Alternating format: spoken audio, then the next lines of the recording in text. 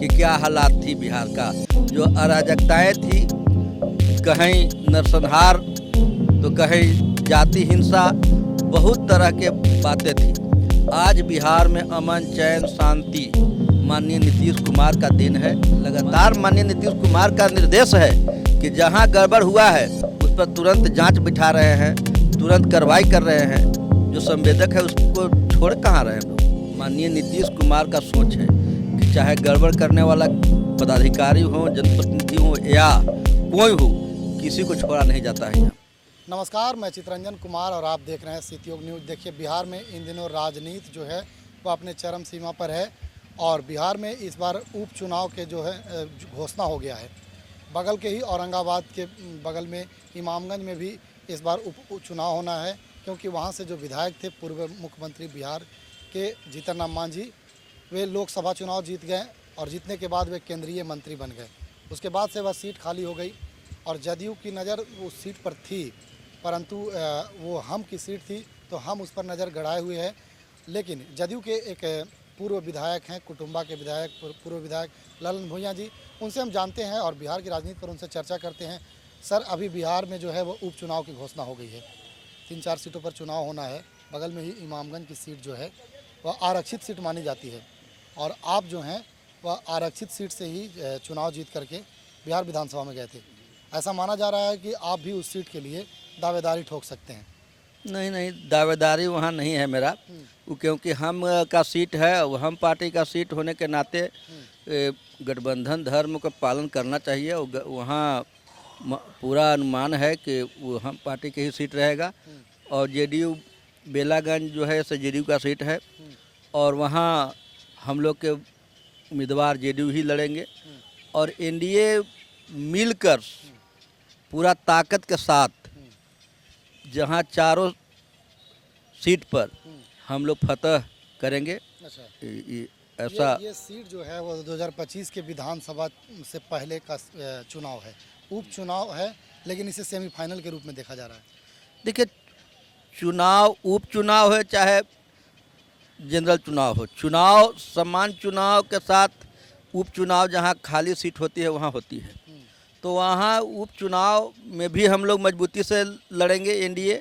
और जो हम लोग के 25 में चुनाव है 2025 में, उस 25 में भी माननीय नीतीश कुमार की सरकार बनेगी, उनके नेतृत्व में एनडीए लड़ेगी और पूर्ण विश्वास है बिहार के जो जनताएं हैं वो हम लोग को प्रति, पार्टी के प्रति, एनडीए के प्रति सहानुभूति रखते हैं। और माननीय नीतीश कुमार जी ने जो विकास किए हैं उन दिन रात परिश्रम करते हैं बिहार वासियों के लिए और केंद्र में माननीय यशस्वी प्रधानमंत्री नरेंद्र मोदी जी भी दिन रात देशवासियों के लिए सेवा कर रहे हैं।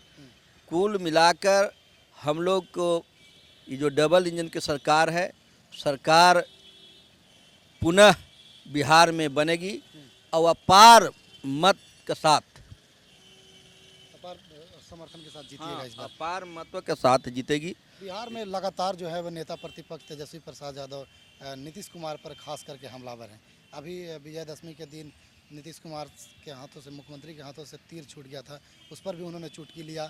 लगातार जो है सोशल मीडिया पर अपराध जो हो रहे हैं उसे वह बिहार में गिनवा रहे हैं। देखिए, अपना जब सरकार रहता है तो सोच बदलना चाहिए। जो पहले उनकी सरकार 2005 के पहले रही है तो उस पर भी तो उनको बोलना चाहिए कि क्या हालात थी बिहार का, जो अराजकताएं थी, कहीं नरसंहार तो कहीं जाति हिंसा, बहुत तरह के बातें थी।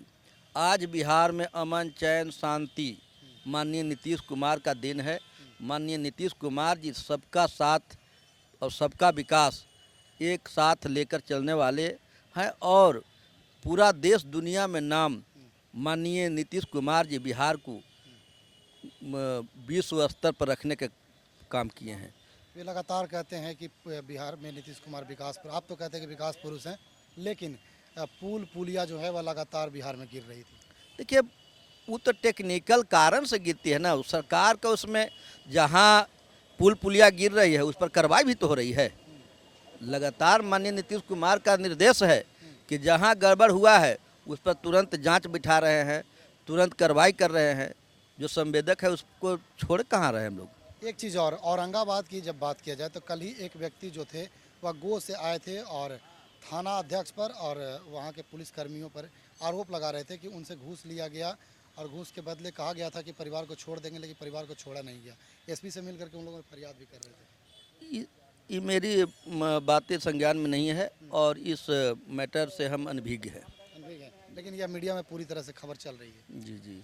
तो हम बाहर थे, कल हमारी मीटिंग थी पटना में, तो इसलिए हम लोग इसका मीडिया का यहाँ जो कल खबर चली उस पर को हम नहीं देख पाए। हाँ, लेकिन अगर कहीं गड़बड़ हुआ है तो माननीय नीतीश कुमार का सोच है कि चाहे गड़बड़ करने वाला पदाधिकारी हो, जनप्रतिनिधि हो या कोई हो, किसी को छोड़ा नहीं जाता है यहाँ। किसी को नहीं छोड़ा जाता है। जी। तो देखिए, ये थे हमारे साथ पूर्व विधायक कुटुंबा ललन भुइयां जी, जिन्होंने साफ तौर पर कहा कि सेमीफाइनल जो चुनाव होने वाला है, उपचुनाव होने वाला है, उसमें एनडीए पूरी मजबूती के साथ चुनाव लड़ेगी और पूरी मजबूती के साथ चुनाव जीत करके 2025 में होने वाले विधानसभा चुनाव में भी हम लोग मजबूती से चुनाव जीतेंगे। इन्होंने हर मुद्दे पर बात किया।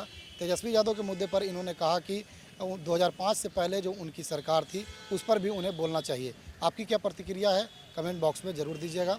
मिलते हैं अगली खबर के साथ, तब तक के लिए धन्यवाद।